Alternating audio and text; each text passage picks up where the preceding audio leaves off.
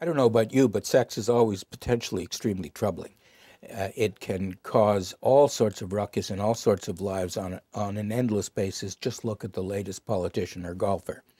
And the fact is that because of its power, which Darwin understood when he saw that sexual selection was the engine of natural selection, which is what creates species, you have to have some sort of rules about it. Otherwise, it's simply too massive. For one thing, men and women have different reproductive strategies, as we call them in my trade, because the costs of sex, unprotected sex, for females are infinitely different than for males.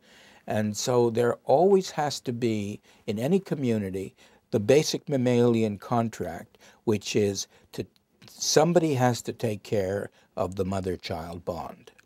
And so if you look at kinship systems, basically what they do is try to ensure that the mother and child are cared for by the community. This is, after all, the story of Christmas. Basically, it's the great mammalian fable or story, and it works. It's perhaps the most popular holiday in the world because it gets right to the bedrock of what religion is about, which is you've got to take care of the mother and the child.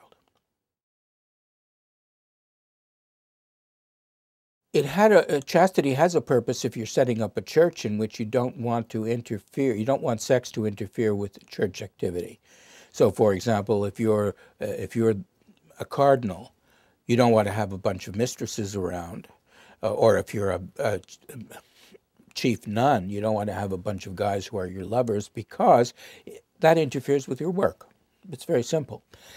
Now, chastity is usually respected only to the point of marriage.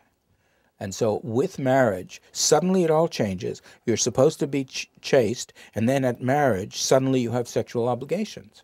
So a woman has sexual obligations to her husband, and a husband has sexual obligations to his wife. And so the system is very aware of the relationship between sexuality, license, and responsibility.